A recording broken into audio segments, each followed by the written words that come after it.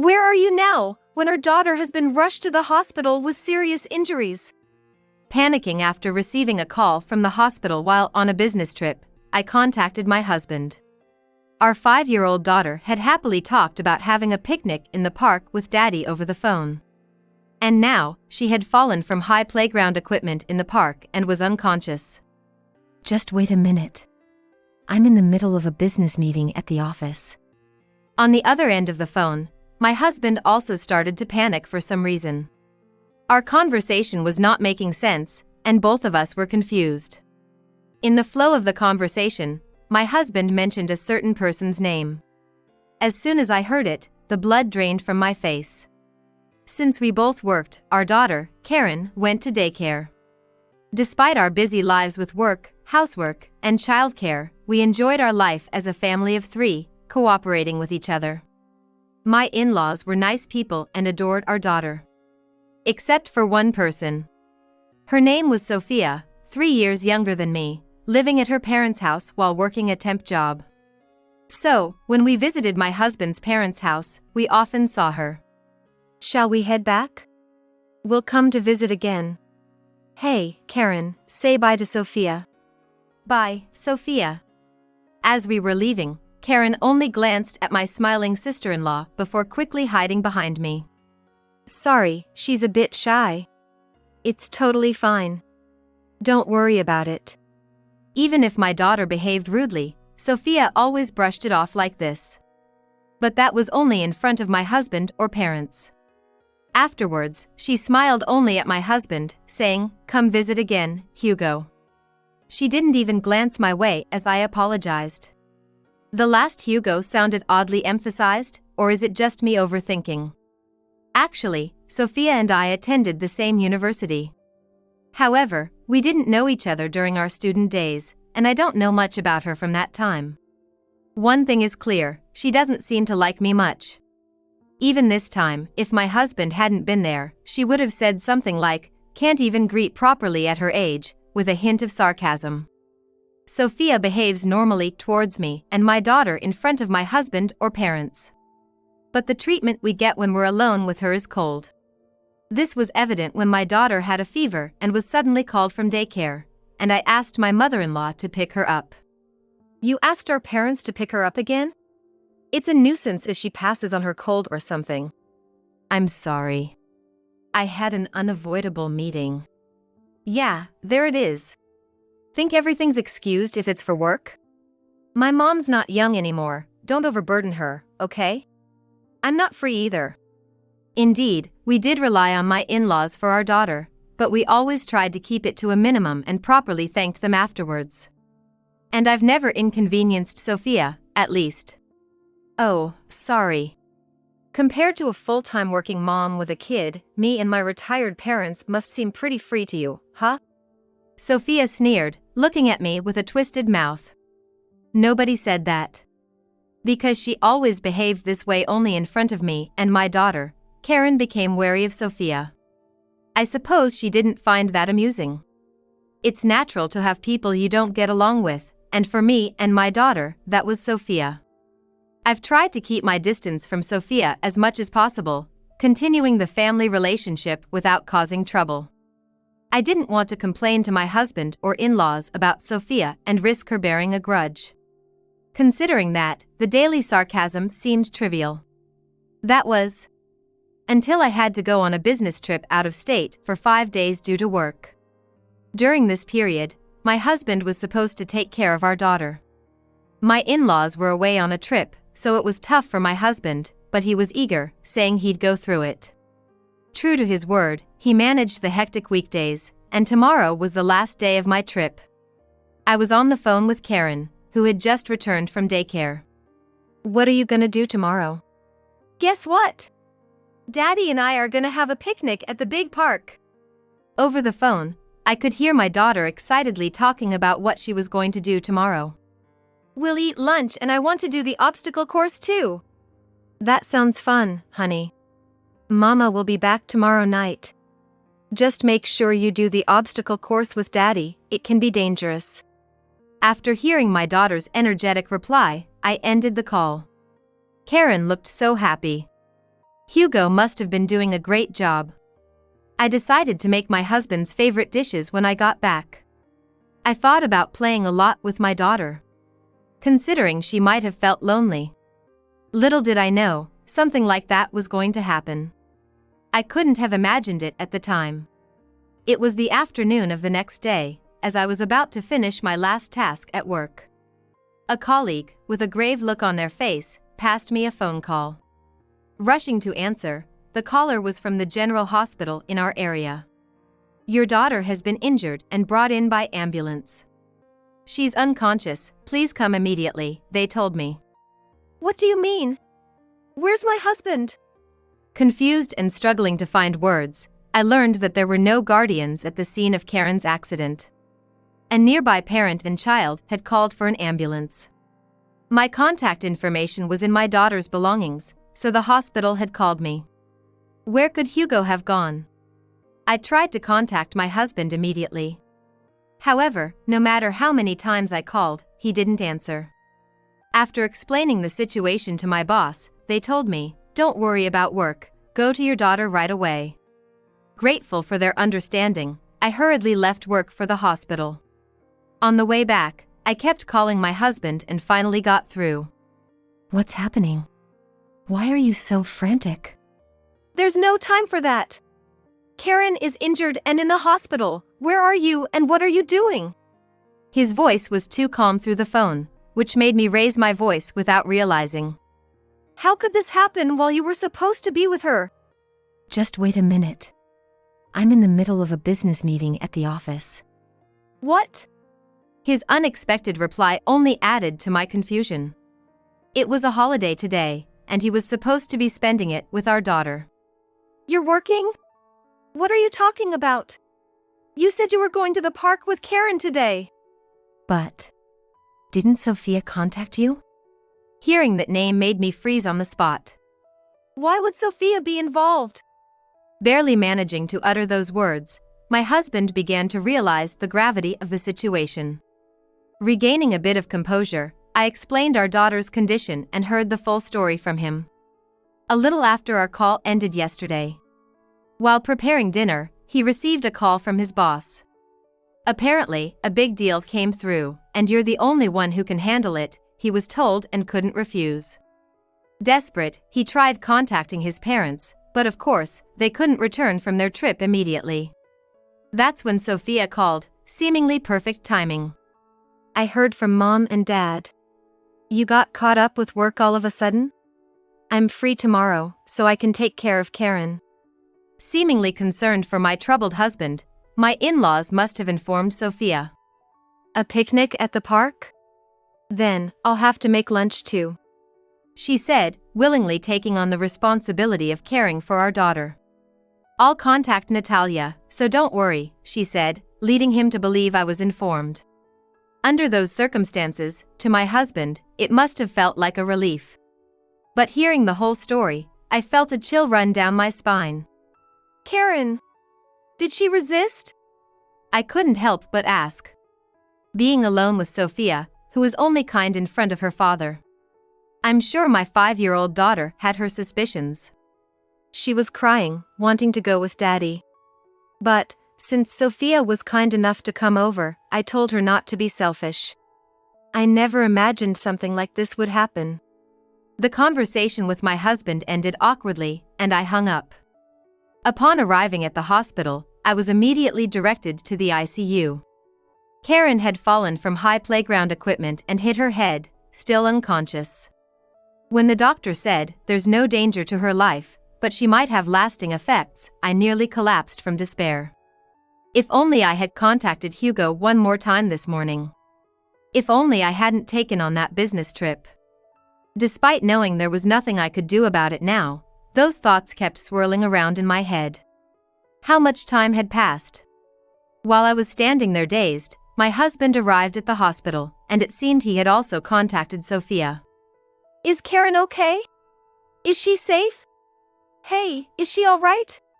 Sophia, who appeared before us, was sobbing and worried about our daughter. I just took my eyes off her for a moment to go to the bathroom. I told her I'd be right back. Before we could say anything, she started making excuses. But that's just an excuse, isn't it? It's my fault for not watching her properly. I'm really sorry.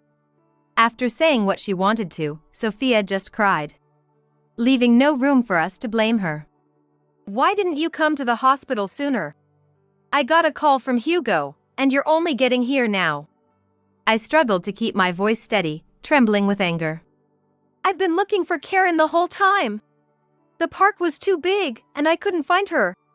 Considering she had been searching the vast park, it was odd that her clothes weren't dirty, and even stranger that she didn't notice the commotion when the ambulance arrived. Honestly, my only thought was, how could she? But pointing that out now would only lead to her dodging the issue. Hugo said he told you to contact me, didn't he? I haven't heard anything? Well, I thought, since you were busy with work, I didn't want to bother you. Watching Sophia choke up her words and act as if she was afraid of me, my anger only grew. Hey, calm down, Natalia. She's already feeling sorry, and it wasn't on purpose. Don't be too hard on Sophia. My husband began to defend his sister, seemingly feeling pity for her. What? It's like I'm the bad guy here. I took a deep breath and simply said, okay. Thinking she had been forgiven, Sophia repeated I'm sorry, covered her face with her hands, and started to sob again. But I didn't miss it. The moment she brought her hands to her face, Sophia glanced at me and quietly smirked. After Sophia left, I confronted my husband. Do you really believe what Sophia said? Do you truly think she was watching Karen properly? What do you mean? I mean, it doesn't make sense. And I saw it, for a moment she... Calm down. Natalia, you're probably just tired. I know you want to blame someone, but Sophia didn't mean any harm. He was interrupted by the doctor coming out of the treatment room. Hearing your daughter has regained consciousness brought tears of relief to my eyes. Karen could speak, but her memory of the events leading up to and following the injury was hazy. Karen, do you understand? It's Mom. Mom. Where am I? My head hurts. This was supposed to be a fun day. Seeing my daughter lying in bed made me feel sorry for her all over again. You went to play with Sophia, but then you got hurt and came here. It's all okay now. Sophia. Is Sophia here? No, she's not here. Karen, what did you do today with her? I forgot. After that, she stopped talking, pulled the blanket over her head, and started to shiver. It was a gesture Karen always made when she was afraid of something. Is she afraid of Sophia? Did she do something to her? Because of her memory issues, my daughter was scheduled to stay in the hospital for a few days for tests. On the way home, I tried telling my husband, Karen seems to be afraid of Sophia, but he dismissed it the same way as before, saying I was overthinking it. If only there was some evidence, it might convince him to keep Karen away from Sophia. Without any belief from him, I needed evidence of Sophia's true nature to show my husband, for our daughter's sake. Later, I reached out to a junior from my college days. She was part of the same circle as Sophia back then and knew her well. She always had to be number one, a troublesome kid. Friends? As if she could have any. With a liar like that, the disdainful voice of my junior, clearly fed up, is something I won't forget anytime soon. From her, I got Sophia's social media account information. Furthermore, I checked the contents of the cell phone my daughter loves to use for kids. Lately, whenever we go out, Karen always carries this phone with her, capturing videos of the scenery and conversations with people she's with. It's become her latest craze. There might be evidence in here of Sophia treating my daughter coldly, that would be a rare find. That's what I thought, lightly. Until I saw the videos recorded on it. To put it bluntly, my suspicions were confirmed. But it wasn't just about exposing her true nature anymore. On the third day of my daughter's hospitalization. On a holiday morning, my husband and I visited his parents' house, and we arranged for them to go visit our daughter in the hospital with him. Using the excuse that it would be bothersome to go to the hospital in a large group, I stayed behind. In the living room, Sophia was leisurely sipping coffee. "Hello, Natalia. How's Karen since then?" "She's much better. She might be able to leave the hospital soon." "That's good to hear." Sophia, with her eyebrows furrowed in an exaggerated, theatrical voice, feigned relief. "What's good about it? Which mouth of yours is saying that?" As usual, Sophia plays the part of the good sister-in-law in front of the parents and my husband. I matched her act, putting on my best kind sister-in-law performance. "Well, we're off to the hospital then," said my husband as the three of them left the house, and both Sophia and I waved them off with a smile. Once it was just the two of us, as expected, Sophia's attitude changed completely. "What do you want? You didn't stay to make small talk, did you?" I faced her squarely, resting her cheek in her hand, clearly annoyed. "Could you apologize to Karen? And I want you to take responsibility for what happened this time." "Huh? What's that supposed to mean?" "It's your daughter who's at fault for not following instructions and acting on her own, isn't it? And you think you can keep up that lie forever?"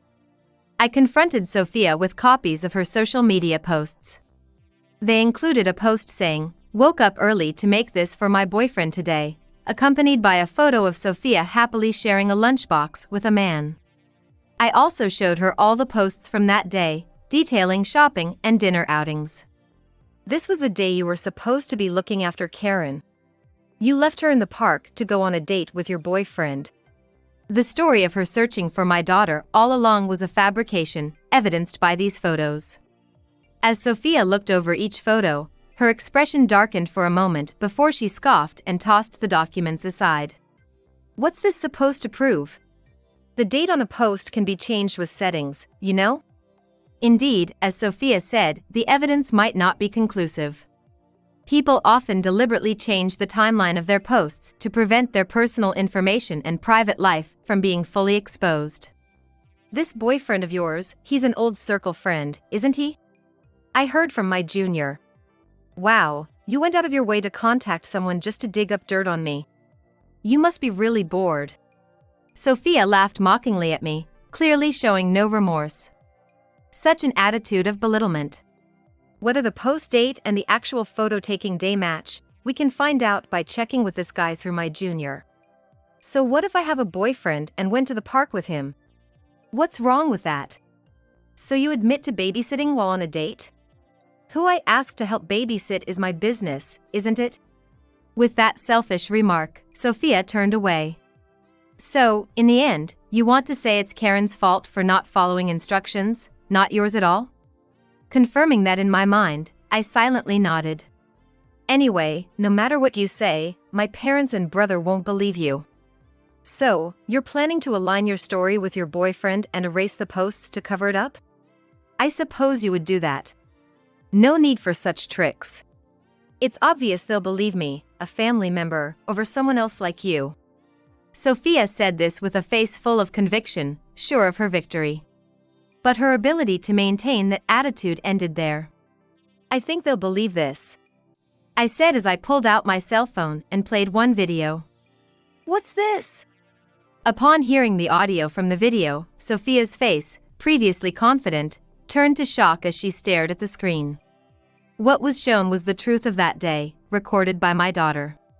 The video captured the surrounding scenery and, clearly, Sophia's voice berating my daughter repeatedly. "Stop fussing over flowers and hurry up.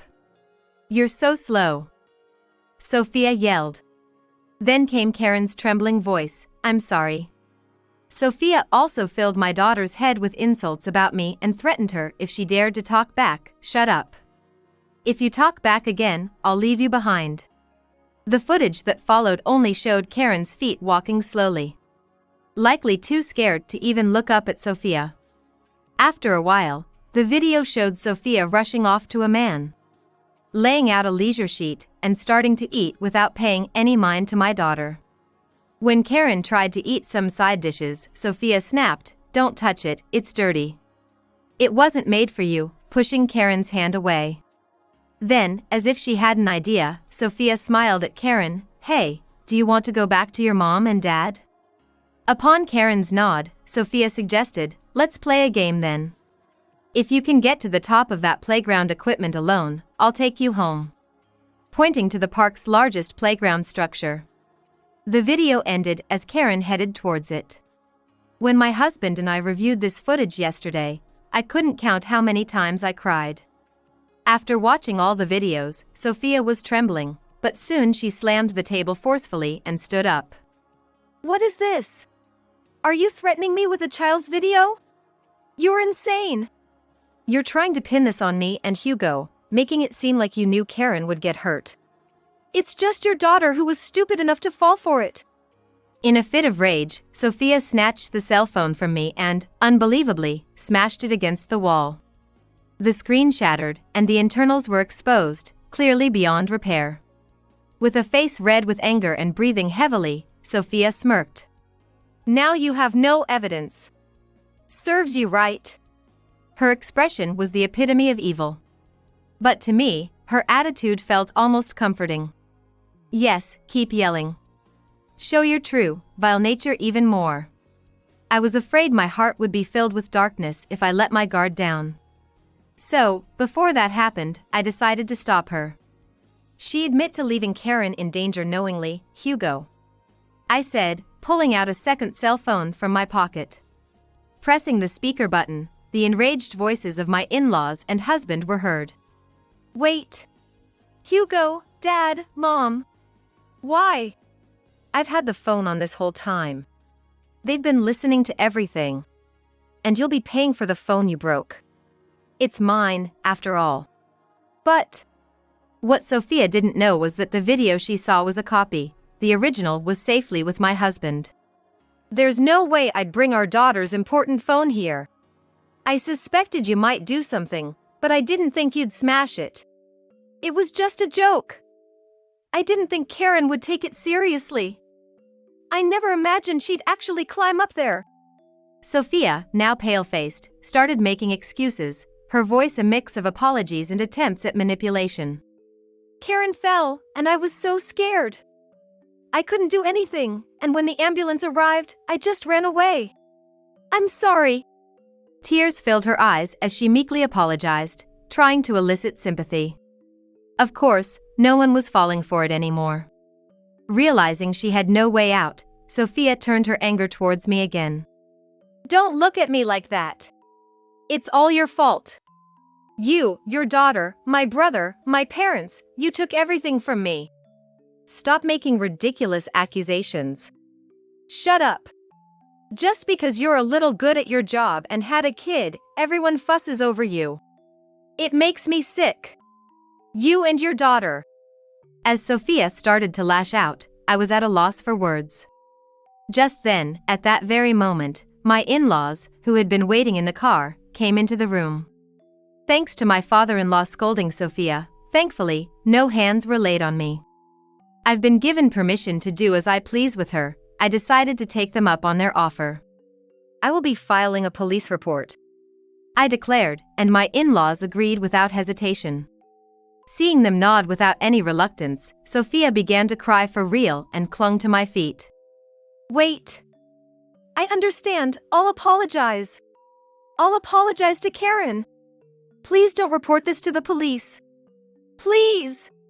Those pleading eyes, looking up at me, she must have been manipulating people like this since she was a child.